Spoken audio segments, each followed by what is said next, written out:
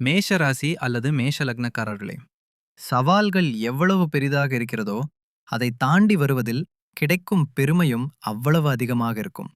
மேஷராசி அன்பர்களே, இதுவரும் 7 நாட்களுக்கான, அதாவது டிசம்பர் 29, 2025 முதல் ஜனவரி 4, 2026 வரையிலான மூல மந்திரமாகும். நாம் காலத்தின் மிக முக்கியமான ஒரு கட்டத்தில் நின்று கொண்டிருக்கிறோம். சாஸ்திரங்களில் ஒரு வருடம் முடிந்து மற்றொரு வருடம் தொடங்கும் இந்த நேரத்தை சந்திக்காலம் என்று அழைக்கிறார்கள். நாம் ஜோதிட கணக்கீடுகளை பார்த்தால் மேஷ ராசிக்காக கிரகங்கள் ஒரு விசித்திரமான முரண்பாட்டை உருவாக்கியுள்ளன. ஒரு பக்கம் உங்கள் 9ஆம் வீடான் பாக்கியஸ்தானத்தில் சூரியன், செவ்வாய், சுக்கிரன் மற்றும் புதன் ஆகிய கிரகங்களின் ஒரு மகா சேர்க்கை உருவாகி வருகிறது. இது ஒரு சக்தி வாய்ந்த ராஜயோகத்திற்கு சற்றும் குறைந்ததல்ல. ஆனால் நாணயத்தின் மறுபக்கம் மிகவும் தீவிரமானது. 2025இன் கடைசி 3 நாட்கள், டிசம்பர் 29, 30 மற்றும் 31, உங்கள் ஜாதகத்தில் ஒரு தெளிவான எச்சரிக்கையை காட்டுகின்றன. ஆரோக்கியம், கடன் மற்றும் மறைமுக எதிரிகள், இந்த 3 சவால்களும் 2026இல் நுழைவதற்கு முன்பாக உங்கள் பொறுமையை சோதிக்கும்.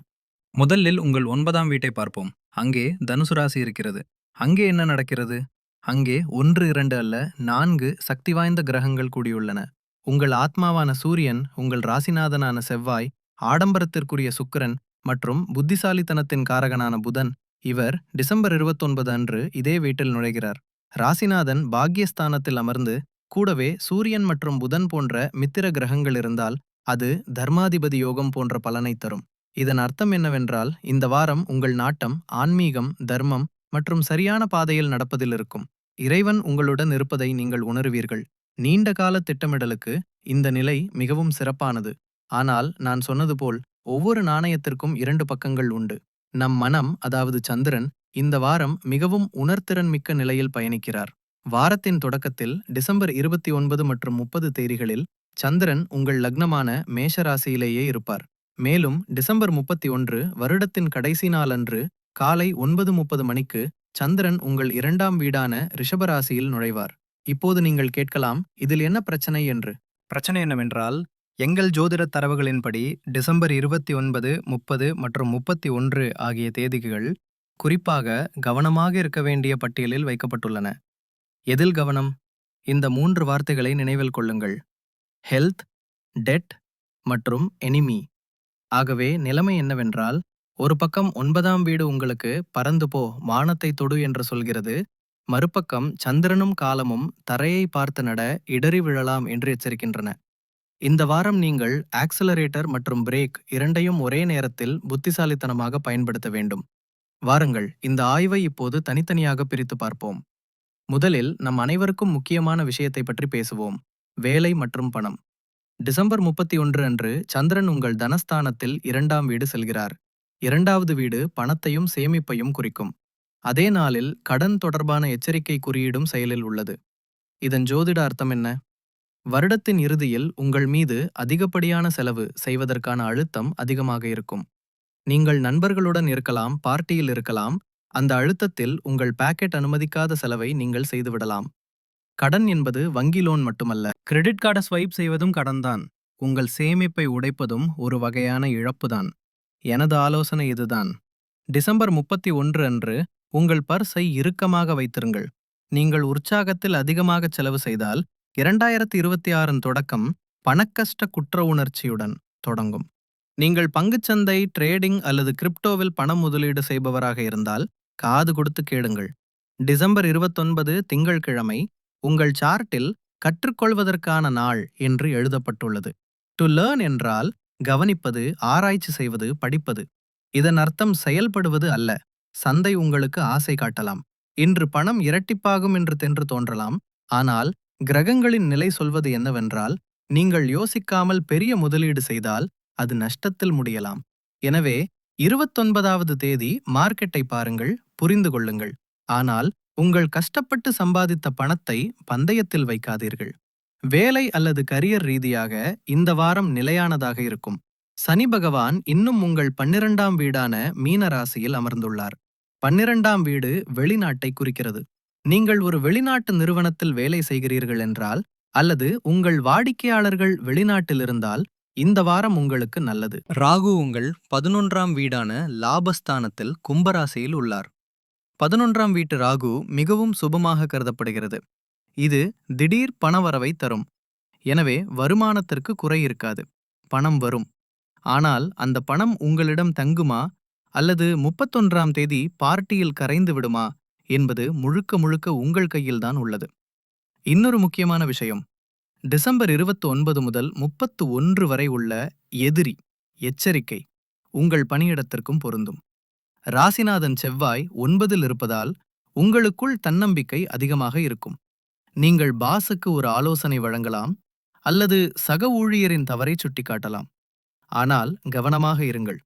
உங்கள் நல்ல ஆலோசனை கூட இந்த நேரத்தில் கர்வம் அல்லது அகங்காரம் என்று தவறாக புரிந்து கொள்ளப்படலாம். இந்த வாரம் அலுவலக அரசியலில் இருந்து வெகு தொலைவில் இருங்கள். யாராவது உங்களை பற்றி தவறாக பேசினால் கூட 29 முதல் 31 டிசம்பர் வரை எந்த எதிர்வினையும் ஆற்றாதீர்கள். உங்கள் வேலையை மட்டும் பார்த்துவிட்டு வீட்டிற்குச் செல்லுங்கள். பணத்தை எப்படியாவது சம்பாதித்து விடலாம். ஆனால் உறவுகள். மேஷராசிக்காரர்களே, இப்போது நான் சொல்லப்போவதை மிக கவனமாக கேளுங்கள். December 31 new year eve. உலகம் முழுவதும் கொண்டாட்டத்தில் இருக்கும். ஆனால் ஜோதிடம் என்ன சொல்கிறது? அன்று சந்திரன் உங்கள் 2ஆம் வீட்டில் நுழைவார். 2ஆம் வீடு தனத்தை மட்டுமல்ல, வாக்கு அல்லது பேச்சு ஸ்தானத்தையும் குறிக்கும். அன்று எதிரி யோகமும் உருவாகிறது. வாக்குஸ்தானத்தில் சந்திரன் இருந்து எதிரியின் ஆபத்து இருந்தால் அதற்கு ஒரே அர்த்தம்தான், உங்கள் நாக்கு தான் உங்களுக்கு எதிரியாக மாறும். கற்பனை செய்து பாருங்கள். நீங்கள் பார்ட்டியில் இருக்கிறீர்கள். ஒருவேளை கொஞ்சம் மது அருந்தி இருக்கலாம். அப்போது ஒரு உறவினர் அல்லது பார்ட்னர் ஏதோ பழைய விஷயத்தை கிளறுகிறார்கள். மேஷராசிக்காரர்கள் இயல்பாகவே நெருப்பு தத்துவத்தை சார்ந்தவர்கள். உங்களுக்கு கோபம் சீக்கிரம் வரும். அந்த தருணத்தில் நீங்கள் உங்கள் கோபத்தை கட்டுப்படுத்தாவிட்டால் ஒரு சிறிய விஷயம் மிகப்பெரிய சண்டையாக மாறலாம். இந்த சண்டை உங்கள் துணையுடன் இருக்கலாம் அல்லது குடும்ப உறுப்பினருடன் இருக்கலாம். வருடத்தின் கடைசி நாளில் நடக்கும் சண்டை உங்கள் முழு புத்தாண்டின் மனநிலையோ கெடுத்துவிடும். இருப்பினும் ஒரு நல்ல செய்தி என்னவென்றால், சுக்கிரன் உங்கள் 9ஆம் வீட்டில் அமர்ந்துள்ளார். சுக்கிரன் காதலின் காரகன். 9ஆம் வீடு தர்மம் மற்றும் பயணத்தை இது ஒரு குறிக்கிறது. இது ஒரு குறிப்பு. நீங்கள் சண்டைகளை தவிர்க்க விரும்பினால் உங்கள் புத்தாண்டு கொண்டாட்டத்தை கொஞ்சம் ஆன்மீகமாக அல்லது அமைதியாக மாற்றிக்கொள்ளுங்கள். கிளப் அல்லது டிஸ்கோவிற்கு செல்வதற்கு பதிலாக உங்கள் துணையுடன் ஒரு அமைதியான இடத்திற்கு, ஒரு மலை பிரதேசத்திற்கு, ஹில் ஸ்டேஷன் அல்லது ஒரு கோவிலுக்கு சென்று 2026ஐ வரவேற்றால் அது உங்கள் உறவை மிகவும் வலுப்படுத்தும். குடும்பத்தை பொறுத்தவரை குரு உங்கள் 3ஆவது வீட்டில் வக்ரமாக உள்ளார் மற்றும் கேது 5ஆம் வீட்டில் இருக்கிறார். வக்ர குரு சில நேரங்களில் சகோதர சகோதரிகளுடன் தவறான புரிதலை ஏற்படுத்துவார். நீங்கள் நல்லதை கூற நினைப்பீர்கள், ஆனால் அவர்கள் அதை தவறாக புரிந்து கொள்ளலாம். எனவே இந்த வாரம், குறிப்பாக 31ஆம் தேதி வரை மௌனத்தை உங்கள் ஆயுதமாக்குங்கள். எங்கு அவசியமோ அங்கு மட்டும் பேசுங்கள். எங்கு மன்னிப்பு கேட்பதால் பிரச்சனை தீருமோ அங்கு மன்னிப்பு கேட்டுவிடுங்கள். இப்போது வீடியோவின் மிக முக்கியமான ஆனால் பெரும்பாலும் கவனிக்கப்படாத பகுதிக்கு வருகிறேன். இல்லத்தரசிகள். எந்த ஒரு வீட்டின் முதுகெலும்பாக இருக்கும் தாய்மார்கள் மற்றும் சகோதரிகளே, இந்த செய்தி உங்களுக்கானது. மேஷராசி இல்லத்தரசிகளுக்கு இந்த வாரம், குறிப்பாக வருடத்தின் முடிவு, ஒரு பெரிய பரீட்சை போல இருக்கலாம். முதலில் கிரகநிலை என்ன சொல்கிறது என்பதை புரிந்து கொள்ளுங்கள். உங்கள் ராசிநாதன் செவ்வாய் 9ஆம் வீட்டில் உள்ளார். செவ்வாய் என்றால் ஆற்றல். அதாவது, இந்த வாரம் உங்களுக்குள் வேலை செய்யும் வேகம் அதிகமாக இருக்கும். வீட்டின் ஒவ்வொரு மூலையும் மின்ன வேண்டும், நியூ இயர் பார்ட்டி சிறப்பாக இருக்க வேண்டும், உணவு சுவையாக இருக்க வேண்டும் என்று நீங்கள் விரும்புவீர்கள்.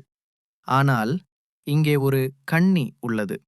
நினைவில் கொள்ளுங்கள், டிசம்பர் 29, 30 மற்றும் 31 ஆகிய தேதிகளில் ஹெல்த் அலர்ட் உள்ளது.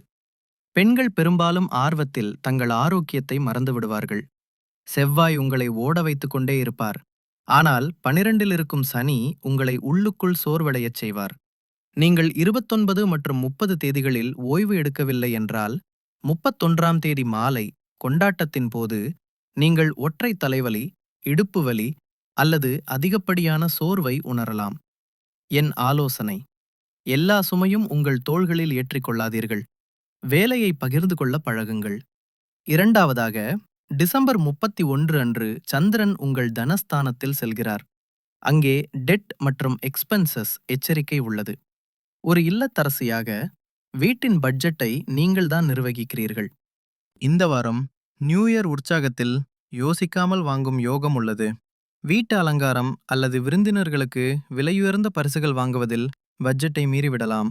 இது ஆடம்பரத்திற்கான நேரம் அல்ல என்று கிரகங்கள் சுட்டிக்காட்டுகின்றன. நீங்கள் பட்ஜெட்டை மீறினால் ஜனவரி மாதத்தில் கையை இருக்க வேண்டிய நிலை வரலாம். மூன்றாவதாக, குரு 3ஆம் வீட்டில் வக்ரமாக உள்ளார். 31ஆம் தேதி வாக்குஸ்தானத்தில் சந்திரன் உள்ளார். அங்கு எதிரி அலர்ட் உள்ளது. புத்தாண்டில் வீட்டுக்கு உறவினர்கள் வரலாம். நாத்தனார், அண்ணி அல்லது மாமியார் மருமகள் இடையே பழைய கதைகள் எழலாம். மேஷராசி பெண்களுக்கு கோபம் அதிகம் வரும். கிரகங்கள் உங்களை எச்சரிக்கின்றன. யாராவது உறவினர் குத்தி காட்டினாலோ அல்லது உங்களுக்கு பிடிக்காததை சொன்னாலோ இந்த வாரம் அதை தவிர்த்து விடுங்கள். நீங்கள் பதில் கொடுத்தால் விஷயம் பெரிதாகி பண்டிகையின் மகிழ்ச்சி கெட்டுவிடும். அமைதி காப்பதே இந்த வாரம் உங்கள் மிகப்பெரிய சாதனையாக இருக்கும். 9ஆம் வீட்டில் 4 கிரகங்கள் இருப்பதால் 31ஆம் தேதி இரவு பார்ட்டிக்கு பதிலாக குடும்பத்துடன் ஜனவரி 1 காலை ஒரு கோவிலுக்குச் செல்லும் திட்டத்தை வகுத்தால் அது உங்கள் வீட்டின் மகிழ்ச்சிக்கும் அமைதிக்கும் மிகவும் நல்லது. இப்போது வாழ்க்கையின் அஸ்திவாரமான ஆரோக்கியம் மற்றும் கல்வி பற்றி பேசுவோம். நண்பர்களே, நான் உங்களை பயமுறுத்த விரும்பவில்லை. ஆனால் ஒரு நல்ல நண்பனின் கடமை சரியான நேரத்தில் எச்சரிப்பதுதான். சார்ட்டில் டிசம்பர் 29, 30 மற்றும் 31 தேதிகளுக்கு நேராக பெரிய எழுத்துக்களில் கேர்ஃபுல் ஹெல்த் என்று எழுதப்படுத்தப்பட்டுள்ளது. 29 மற்றும் 30 தேதிகளில் சந்திரன் உங்கள் லக்னத்தில் உள்ளார். லக்னம் என்பது உடல். சந்திரன் லக்னத்தில் இருக்கும்போது அது உணர்திறனை அதிகரிக்கிறது. செவ்வாய் 9இல் இருப்பதால் ஆற்றல் அதிகமாக இருக்கும். ஆனால் இந்த ஆற்றல் படபடப்பாக மாறலாம். தலைவலி, மைக்ரேன் அல்லது கண் எரிச்சல் பிரச்சனைகள் வரலாம். ஆனால் டிசம்பர் 31ஆம் தேதிதான் அதிக ஆபத்து உள்ளது. நீங்கள் பார்ட்டி மனநிலையில் இருக்கும்போது வயிறு சம்பந்தப்பட்ட பிரச்சனைகள் வரும் வாய்ப்பு உள்ளது. நீங்கள் வெளியே சாப்பிடுகிறீர்கள் என்றால் சுத்தத்தில் கவனம் செலுத்துங்கள். மது அல்லது போதைப் பொருட்களிலிருந்து விலகி இருங்கள். ஏனெனில் இவை இப்போது உங்கள் கல்லீரல் மற்றும் வயிற்றை இரட்டிப்பாக பாதிக்கும். வாகனம் ஓட்டும்போது வேகத்தை குறைக்கவும்.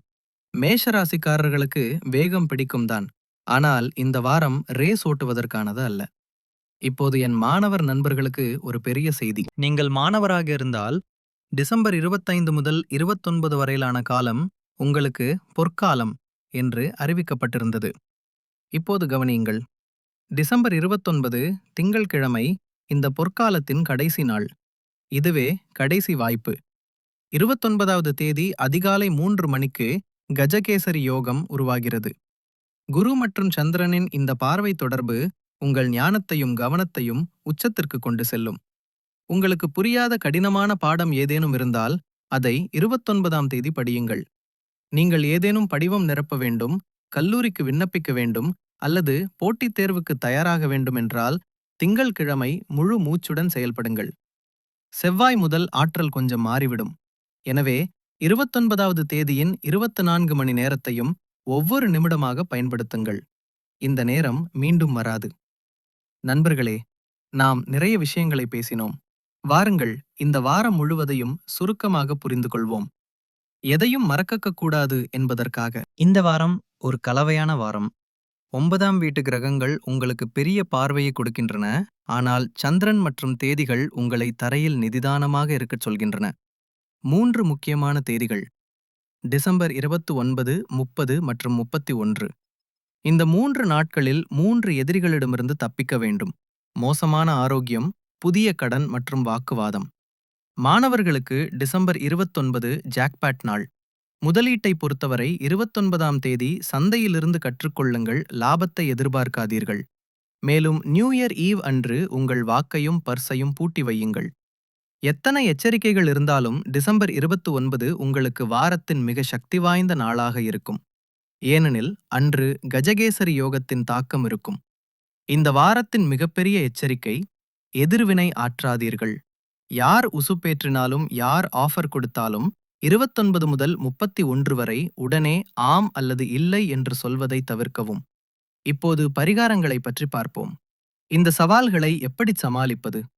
கிரகங்களின் தாக்கத்தை சமப்படுத்த நம் முன்னோர்கள் எளிய வழிகளை சொல்லியிருக்கிறார்கள். முதல் பரிகாரம் ஆரோக்கியம் மற்றும் எதிரிகளுக்கானது. டிசம்பர் 29 முதல் 31 வரை ஆபத்து இருப்பதால், உங்கள் ராசிநாதன் செவ்வாய் என்பதால் அனுமனை சரணடைவதே சிறந்தது. தினமும் அல்லது குறைந்தபட்சம் செவ்வாய்க்கிழமை அனுமன் சாலிசா படிக்கவும். முடிந்தால் அனுமனுக்கு செந்தூரம் சாற்றவும். இது உங்களை எல்லா விதமான விபத்துகள் மற்றும் சர்ச்சைகளிலிருந்து பாதுகாக்கும். இரண்டாவது பரிகாரம் வாக்கு மற்றும் பணத்துக்கானது. டிசம்பர் 31 அன்று சந்திரன் ரிஷபத்தில் நுழையும் போது உங்கள் பேச்சை இனிமையாக வைக்க வீட்டை விட்டு கிளம்பும் முன் சிறிது கற்கண்டு மற்றும் சோம்பு சாப்பிட்டுச் செல்லுங்கள். இது புதன் மற்றும் சந்திரனை சமநிலைப்படுத்தும். அது மட்டுமின்றி வருடத்தின் கடைசி நாளில் ஏழை எவருக்கேனும் வெள்ளை நிறப் பொருளை தானம் செய்யுங்கள். இதனால் உங்கள் தனஸ்தானத்தில் உள்ள கடந்தோஷம் குறைந்து புத்தாண்டில் வளம் பெருகும். மூன்றாவது பரிகாரம் மாணவர்களுக்கானது. 29வது தேதி கஜகேசரி யோகத்தின் பலனை பெற உங்கள் நெற்றியில் குங்குமப்பூ அல்லது மஞ்சள் திலகம் கண்டிப்பாக இடுங்கள். இதனால் உங்கள் புத்தி கூர்மையாகும். நண்பர்களே, இறுதியில் இவ்வளவுதான் சொல்வேன். கிரகங்களும் நட்சத்திரங்களும் நமக்கு வழியைத்தான் காட்டுகின்றன. நடப்பது நாம்தான். இந்த வாரம் கொஞ்சம் கவனமாக இருக்க வேண்டியது அவசியம்தான். ஆனால் அதற்காக நீங்கள் பயப்பட வேண்டும் என்ற அர்த்தமல்ல. எச்சரிக்கை என்பது ஹெல்மெட் அணிந்து வண்டி ஓட்டுவது போல. இதனால் பயணமும் நடக்கும், பாதுகாப்பும் இருக்கும். 2025 உங்களுக்கு கற்றுக் கொடுத்த அனைத்தையும் ஒரு அனுபவமாக எடுத்துக்கொண்டு 2026 நோக்கி ஒரு புதிய நம்பிக்கையுடனும் புதிய உற்சாகத்துடனும் முன்னேறுங்கள். வரும் புத்தாண்டு உங்கள் வாழ்வில் நீங்கள் தகுதி வாய்ந்த அனைத்தையும் கொண்டு வர வேண்டும் என்று இறைவனை பிரார்த்திக்கிறேன். உங்கள் ஆரோக்கியம் சிறப்பாக இருக்கட்டும். குடும்பத்தில் அன்பு நிலைத்திருக்கட்டும். நீங்கள் மென்மேலும் வளர வேண்டும். இந்த விரிவான ஜோதிட ஆய்வு உங்களுக்கு பிடித்திருந்து இந்த தகவல் யாருக்காவது உதவும் என்று நீங்கள் நினைத்தால் இந்த வீடியோவை லைக் செய்யுங்கள். உங்கள் நண்பர்கள் மற்றும் குடும்பத்தினருடன், குறிப்பாக மேஷ ராசிக்காரர்களுடன் இதை பகிருங்கள். நீங்கள் இன்னும் நம் குடும்பத்தில் இணையவில்லை என்றால் சப்ஸ்கிரைப் பட்டனை அழுத்தி இணைந்திருங்கள். ஒவ்வொரு வாரமும் ஒவ்வொரு மாதமும் உங்களுக்காக இதுபோன்ற வழிகாட்டும் வீடியோக்களை நாங்கள் கொண்டு வருவோம். அடுத்த வருடம், அதாவது அடுத்த வாரம் ஒரு புதிய ஆற்றலுடன் மீண்டும் சந்திப்போம். அதுவரை உங்களையும் உங்கள் அன்புக்குரியவர்களையும் நன்றாக பார்த்துக் கொள்ளுங்கள். ஜெய் ஹிந்த், ஜெய் பாரத், ஹர ஹர மகாதேவ்.